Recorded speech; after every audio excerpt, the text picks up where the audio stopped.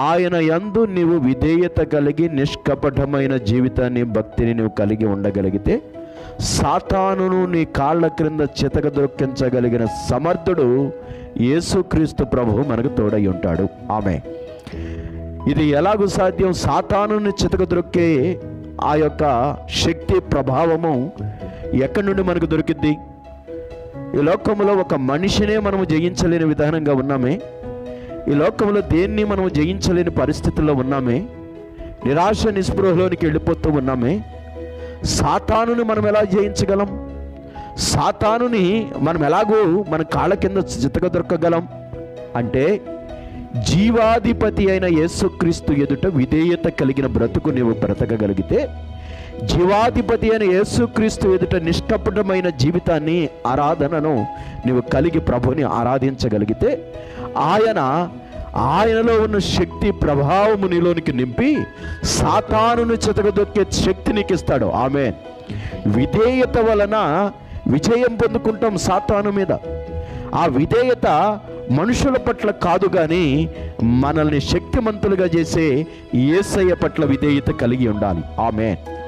ఆ విధేయత మనుషుని ఎదుట నీవు కలిగి ఉంటే అది నీకు పనికిరానిదిగా అయిపోతూ ఉంటుంది. ఏమాత్రము నమ్మదగినది కాదు, అది మోసపూరితమైనది.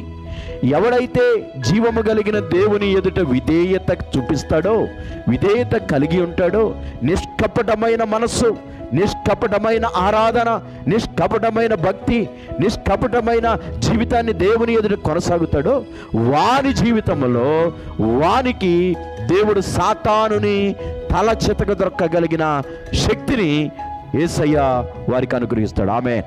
హల్లెలూయా.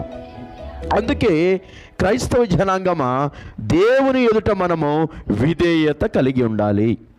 దేవునికి విధేయత కలిగి ఉండాలి. ఆయన ఇచ్చిన ఆరోగ్యాన్ని బట్టి, ఆయన ఇచ్చిన ఆయుష్ను బట్టి, ఆయన ఇచ్చిన కుటుంబాన్ని బట్టి, ఆయన అనుగ్రహిస్తున్న సమస్తమును బట్టి విధేయత కలిగి ఉండాలి దేవునికి. కానీ ఈ లోకంలో మనుషులు చేసేది ఏంటంటే, దేవుడు అన్నీ ఇస్తున్నాడు, దేవునికి విధేయత కలిగి ఉండరు, కానీ పనికి మాలిన వారికి విధేయత కలిగి ఉంటాం.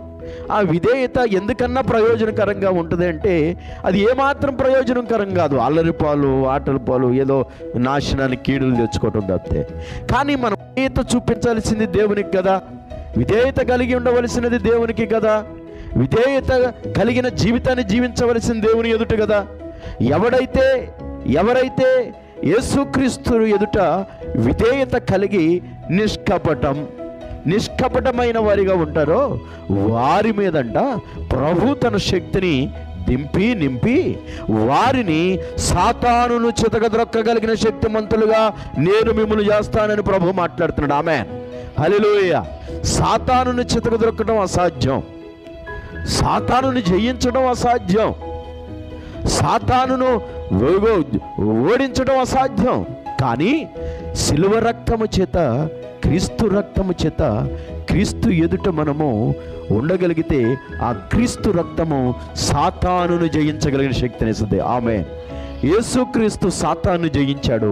యేసుక్రీస్తుని యందు విధేయత కలిగిన వాడు, యేసుక్రీస్తు యందు నిష్కపటమైన కలిగిన వాడు ఆ సాతానుని జయించగలిగిన శక్తిని యేసుక్రీస్తు వారికి ఇస్తాడు. హల్లెలూయా. ఈరోజు చిన్న శ్రమలే జయించలేకపోతున్నాం. ఎందుకంటే దేవుని యందు విధేయత లేని బ్రతుకుతూ, నమ్మకత్వం లేని జీవితాలు జీవిస్తూ, దేన్ని జయించలేని నిరాశ నిస్పృహలో ఉండిపోతూ ఉన్నాం.